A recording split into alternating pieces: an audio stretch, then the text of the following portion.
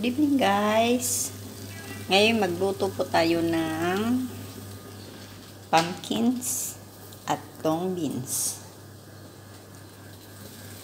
Yan po. May fish cake at saka sibuyas, bawang. Tapos ilalagay na po. Ito po yung para sa pusa, pumpkin. At ito po, lalagay na natin itong pumpkin at long beans. Yan. Tapos, lagyan natin ng sardinas. Yan. Tapos, yan po ang aking dinner. Ngayon, bukas at pagpakailanman. Yan po ang aking dinner. Bukas, ngayon, at kailanman. Tapos, lagyan po natin ng konting tubig. Para, ano siya. Para maluto. Ay, nakatapos pala sa akin. Hingin tayo, maglagay tayo ng exhaust. Tadaan!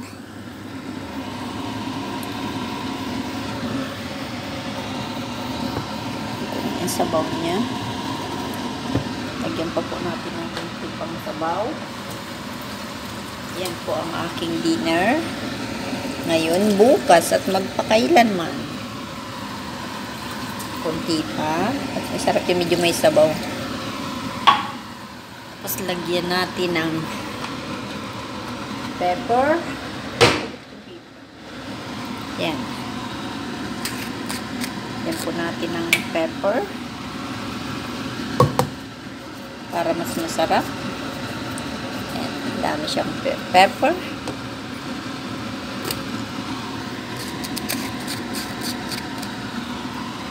Oops. Tapos lagyan po natin siya ng salt.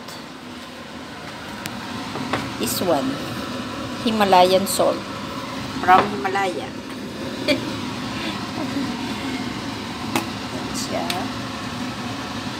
Lagyan natin siya ng salt. Yan. Para masarap. Kasi dito po, pag may gulay, gulay lang, walang kanin. Kaya yan ang kakainin. Lagyan na natin na wala pala ako na yan po. Tapos mamaya is lalagyan natin siya ng coconut cream. Coconut cream. Takpan muna po natin siya para maluto yung gulay. Ma-steam. Steam, steam, steam.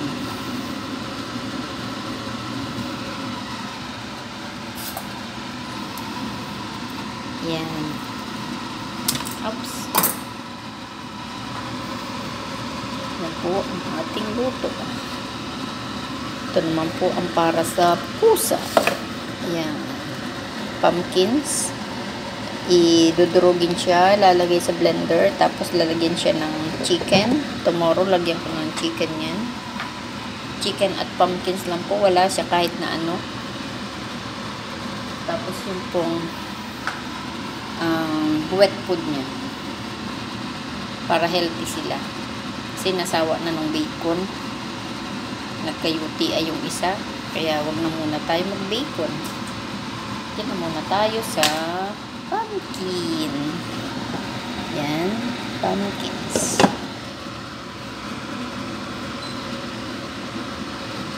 Ito na po ang ating kalabasa. Kukuluin lang po natin siya. Kukuluin. Hinaan ko ito para mabilis. Tapos mamaya lalagyan natin siya ng gata.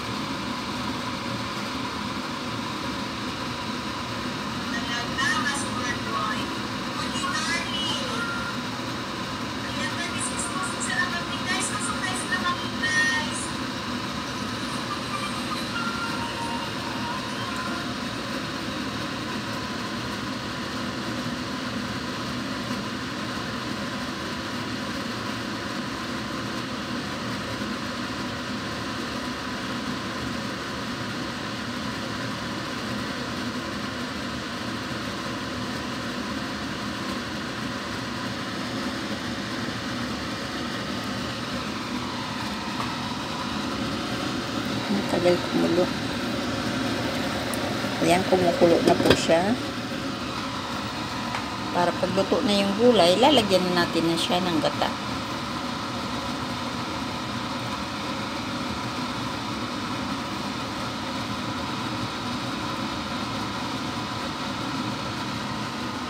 Yung ginataang pumpkin.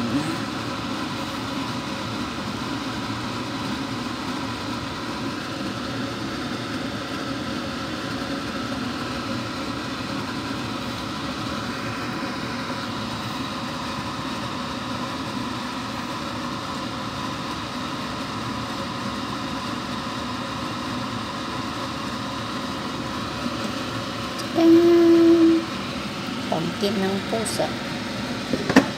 Ito naman pumpkin ng tao. Ayan, kumukulo na po siya. Kumukulo na. Kumukulo na ang ating gulay. Gulay-gulay para mahaba ang buhay. Kain-kain ng gulay para di pumanaw. Yan po. Lagyan na natin siya ng coconut cream. Ito po. Ang coconut cream niya. Para lumasa na siya.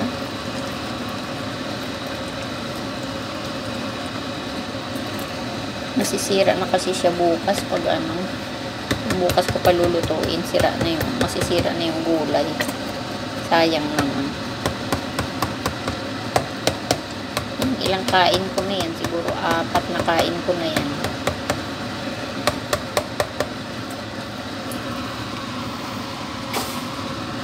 Tapos takpan po natin siya ulit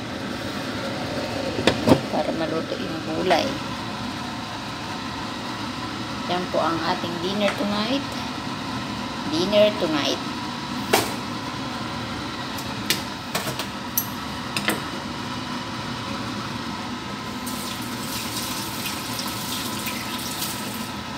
Wala po kasi ditong kanin.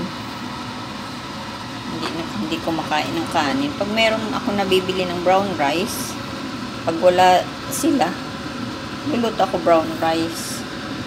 Kaya lang pag andyan sila, yung mga engineers naman Filipino, pwede naman sila yan. Kaya yung amo ko hindi kakain yan.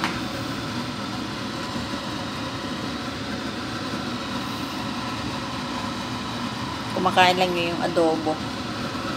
Ayan, kumukulo na po siya. Yum yum na.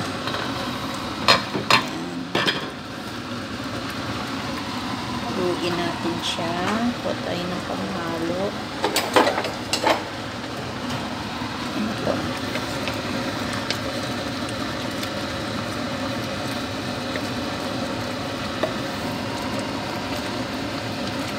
Pumpkins with long beans at sardinas.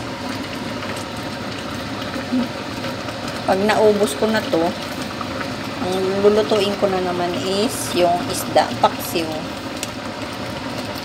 Para matagal ang buhay ng pagkain. Kasi pag magluto, pag wala sila, tapos magluto naman ako ng madami, hindi ko naman nauubos. Kaya, dapat lang, paksiw na lang siya para para kahit init-init lang, pwede na.